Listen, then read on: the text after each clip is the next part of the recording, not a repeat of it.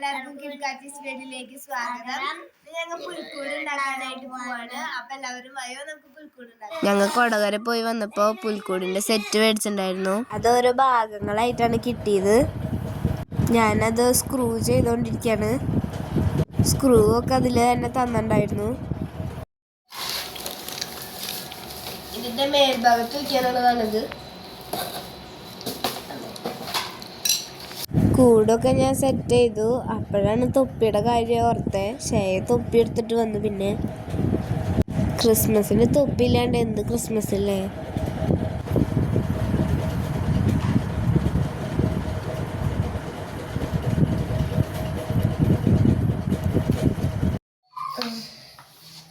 പുൽക്കുട്ടി വെക്കാനുള്ള ഉണ്ണീഷയുടെ സെറ്റ് കഴിഞ്ഞ കൊല്ലത്തെയാണ്. അപ്പോൾ കുറച്ച് പെയിൻ്റൊക്കെ പോയിട്ടുണ്ട്. അപ്പോൾ അതൊക്കെ ഒന്ന് അടിച്ചു കൊടുക്കണം. സഹായത്തിനായിട്ട് നമ്മൾ വന്നിട്ടുണ്ട്.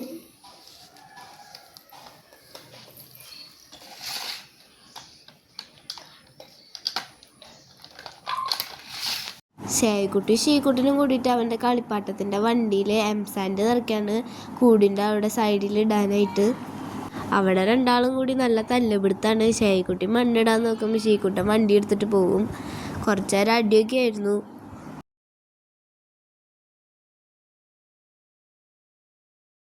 രണ്ടാളും കൂടി ലോറിയിൽ മണ്ണൊക്കെ നിറച്ച് കയറ് കെട്ടാണ് ഷേക്കുട്ടി. അത് വലിച്ചോണ്ട് കൊണ്ടുപോകാനായിട്ട്.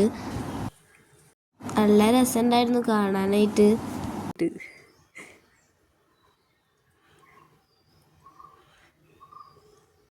ഷീക്കുട്ടന് പിന്നെ എന്തെടുത്താലും അപ്പം അതവന് വേണം.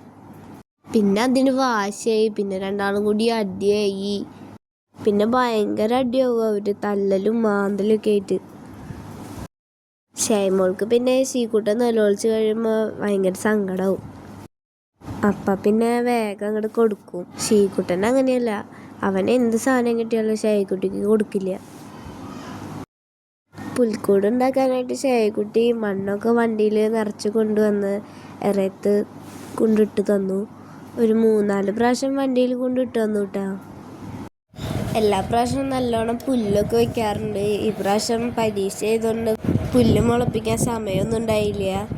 അതുകൊണ്ട് ഈ പ്രാവശ്യത്തെ പുൽക്കൂട് എംസാൻഡിലാണ് ഉണ്ടാക്കണേ. കൂട് വെച്ചിട്ട് അതിൻ്റെ ചുറ്റും എംസാൻഡ് ഇട്ടു.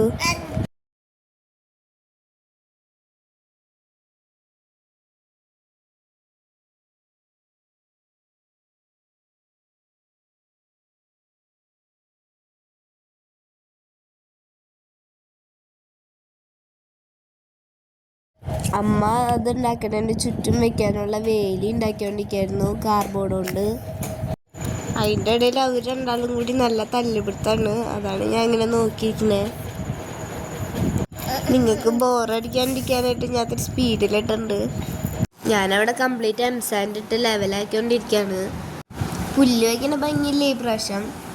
പുല്ല് വയ്ക്കുമ്പോൾ ഒരു പ്രത്യേക ഭംഗിയാണ്.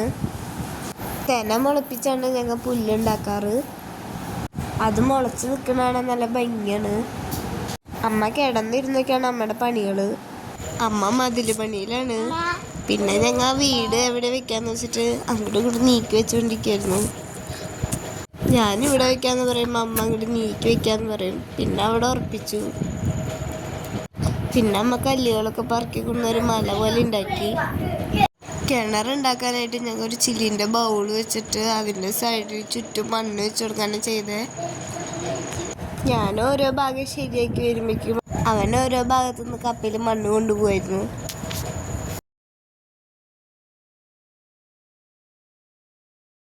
പുല്ലില്ലാത്തതുകൊണ്ട് ഞാൻ അമ്മയുടെ ചെടിത്തോട്ടത്തിൽ നിന്ന് കുറച്ച് ചെടിയൊക്കെ കൊണ്ടുവച്ചിട്ടുണ്ട്. കിണറിൻ്റെ സൈഡിലായിട്ട് ചെറിയൊരു ചെടിത്തോട്ടം പോലെ ഉണ്ടാക്കി. ഞാൻ വെള്ളത്തിൽ കുറച്ച് നീല പെയിൻറ് കലക്കിയിട്ടാണ് കിണറിലേക്ക് ഒഴിച്ചു കൊടുത്തത്. അമ്മയ്ക്കൊപ്പയ്ക്ക് എവിടെ നിന്നാണ്ട് കേക്കിൻ്റെ ഒരു പാത്രം കിട്ടി. അത് വെച്ചിട്ട് അമ്മ പാലുണ്ടാക്കിക്കൊണ്ടിരിക്കുകയാണ്.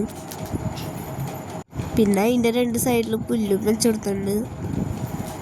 പിന്നെ കൂടിൻ്റെ ഉള്ളിൽ കുറച്ച് വൈക്കോലും ഇട്ട് കൊടുത്തു.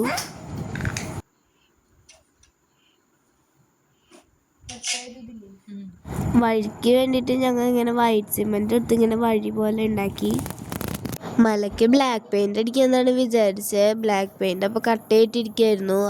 അപ്പം ഞാൻ മഞ്ഞുമല പോലെ അതിൻ്റെ മുകളിലേക്ക് വൈറ്റ് സിമെന്റ് ഇങ്ങനെ ഇട്ട് കൊടുത്തു. പിന്നെ അതിൽ മാതാവിനെയൊക്കെ വെച്ച് കൊടുത്തു.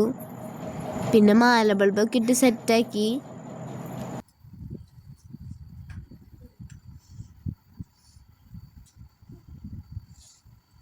കൂടൊക്കെ സെറ്റായി നല്ല ഭംഗിയായി വന്നപ്പോഴേക്കും വീടിൻ്റെ കോലം എങ്ങനെയായി.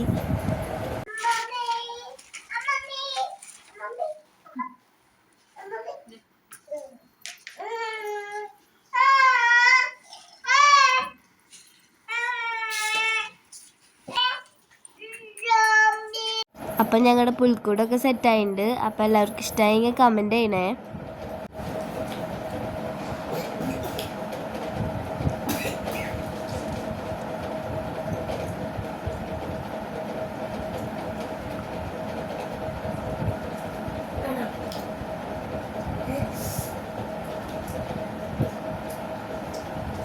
അപ്പം ഞങ്ങളുടെ പുൽക്കൂടൊക്കെ ഉണ്ടാക്കി കഴിഞ്ഞു. അപ്പോൾ എല്ലാവർക്കും ഈ വീഡിയോ ഇഷ്ടമെങ്കിൽ ലൈക്ക് ചെയ്യുക, ഷെയർ ചെയ്യുക, സബ്സ്ക്രൈബ് ചെയ്യുക. ബൈ.